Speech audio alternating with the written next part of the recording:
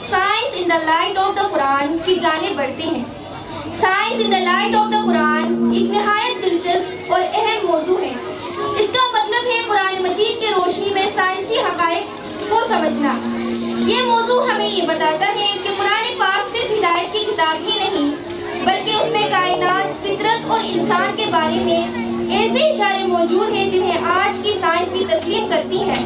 قرآن کریم ہمیں غور اور فکر اور تحقیق کی دعوت دیتا ہے اور آج کی جدید سائنس اس کی بہت سی حقیقتوں کی تصدیق کرتی ہے۔ اسی موضوع پر روشنی ڈالنے کے لیے میں دعوت دیتی ہوں عبداللہ اور سارہ، جو کہ تعلق رکھتے ہیں 10ویں جماعت سے، کہ وہ اسٹیج پر تشریف لائے اور سائنس اور قرآن کے درمیان موجود ہم آہنگی کو ہمارے سامنے بیان کریں۔ آئیے ان کا پرزور تالیوں سے استقبال کریں۔ میں نہیں بول رہا تھا، میں Islam is a religion that encourages knowledge, observation and reflection. Many scientific facts were mentioned in the Quran centuries ago, reminding us that faith and science walk hand in hand, presenting a thoughtful and informative display on science in the light of Quran. Please put your hands together to encourage the performers. Assalamu alaikum warahmatullahi wabarakatuh. Please be with me.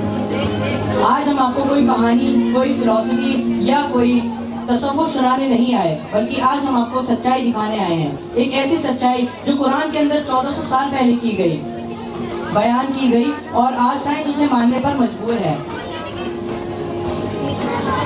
پہلا، کائنات کا پھیلنا۔ Respected teachers اور میرے پیارے دوستوں، جب ہم رات کو آسمان کی طرف دیکھتے ہیں تو ہمیں صرف ستارے نظر آتے ہیں، لیکن قرآن کہتا ہے یہ صرف ستارے نہیں، یہ ایک سسٹم ہے، ایک نظام ہے، ایک زندہ سچ ہے۔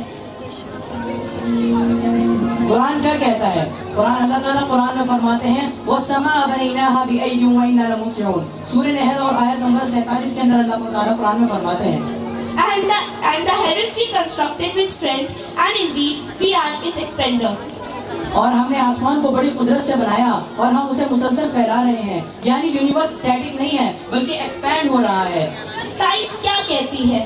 آج سائنس کہتی ہے یونیورس ایک جگہ پر رکا ہوا نہیں ہے، گیلیکسیز ایک دوسرے سے دور جا رہی ہیں۔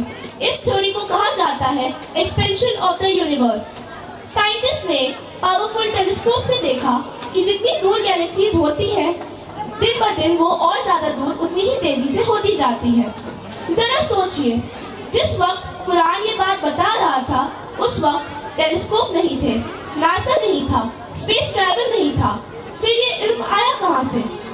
جو رب کہتا ہے کہ ہم یونیورس کو ایکسپینڈ کر رہے ہیں وہی رب وقت، اسپیس اور ہر چیز کا اور سائنس کا بھی کریٹر ہے۔ قرآن کیا کہتا ہے؟ اللہ تعالیٰ قرآن میں فرماتا ہے وَأَوْحَىٰ رَبُّكَ إِلَى النَّحْلِ أَنِ اتَّخِذِي مِنَ الْجِبَالِ بُيُوتًا وَمِنَ الشَّجَرِ وَمِمَّا يَعْرِشُونَ۔ And your Lord inspired the honeybee, saying, make your homes in the mountains, in the trees, and in what people build. اور تمہارے رب نے مکھی کو وحی کی کہ لوگوں کے بنائے ہوئے گھروں میں گھر بنا اور پہاڑوں اور درختوں میں گھر بنا۔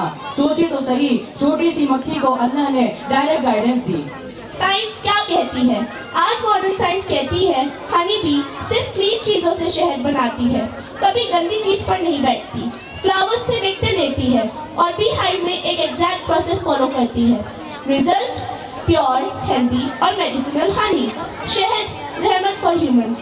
قرآن کہتا ہے اس کے پیٹ سے مختلف رنگ کا مشروب نکلتا ہے جس میں انسان کے لیے شفا ہے۔ آج سائنس بھی مانتا ہے ہنی میڈیسن ہے، امیونٹی بڑھاتا ہے، وونڈز ہیل کرتا ہے، انرجی دیتا ہے۔ ذرا سوچئے، ایک چھوٹی سی مکھی نہ اسکول گئی نہ یونیورسٹی، پھر بھی اتنا پرفیکٹ سسٹم کیوں؟ کیونکہ اسے اللہ کی وحی ملی۔ تیسرا، سمندروں کے بیچ پردہ، یعنی سمندروں کے بیچ درمیان میں ایک پردہ۔ اللہ تعالیٰ بتاتا ہے کہ ہم آپ کو ایک ایسی سچائی بتانے آئے ہیں جو 1400 سال پہلے قرآن میں بیان کی، سائنس اسے آج کر رہا ہے ڈسکور۔ کہ سمندروں کے بیچ درمیان میں ایک پردہ، اللہ تعالیٰ قرآن میں فرماتا ہے مرج البحرین یلتقیان بینہما برزخ لا یبغیان۔ He released the two seas meeting side by side. Between them is a barrier which they do not transgress. دو سمندر ملتے ہیں لیکن ان کے بیچ ایک پردہ ہوتا ہے اور وہ ایک دوسرے کے میں مکس نہیں ہوتے سائنس کیا کہتی ہے؟ آج ماڈرن سائنس کہتی ہے جب دو سمندر ملتے ہیں जैसे कि फ्रेश वाटर या सॉल्ट वाटर, उनके बीच होता है एक इनविजिबल बैरियर जिसको साइंस कहती है हेलोक्लाइन या थर्मोक्लाइन।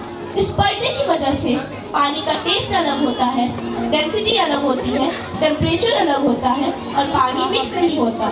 ज़रा सोचिए, ना सैटेलाइट थी, ना सबमरीन, ना साइंस लैब्स, फिर कुरान ने इतनी क्लैरिटी के साथ ही बात कैसे बताई?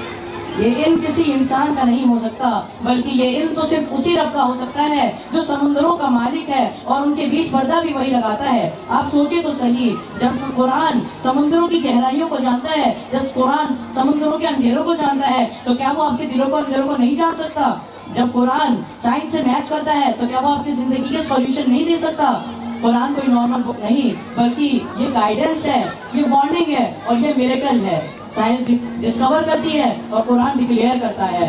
चौथा, ये सिर्फ पड़े हुए जमीन में पत्थर हैं, लेकिन अल्लाह कहता है ये जमीन की पकड़ है, ये पहाड़ है और ये जमीन में पकड़ बनाए हुए हैं। कुरान क्या कहता है? वल जिबाल औतादा, And the mountains he has made as pegs in the earth.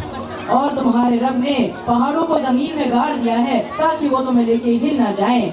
ये बात अल्लाह ताला ने इतने वादे कर दी और पहाड़ बिल्कुल नीचे की तरह बताया, जैसे कि जमीन को पकड़ में डाल के उसे मजबूती देने का काम करना है, यानी कि साइंस क्या कहती है? आज मॉडर्न साइंस कहती है पहाड़ सिर्फ ऊपर से नहीं होते, बल्कि उनकी गहरी जड़ जमीन के अंदर से होती है।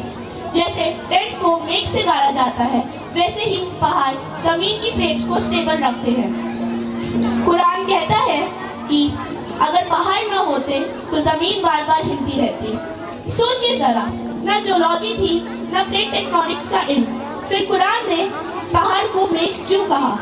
क्योंकि ये बात सिर्फ उस रब को पता थी जो पहाड़ के अंदर भी देख सकता है।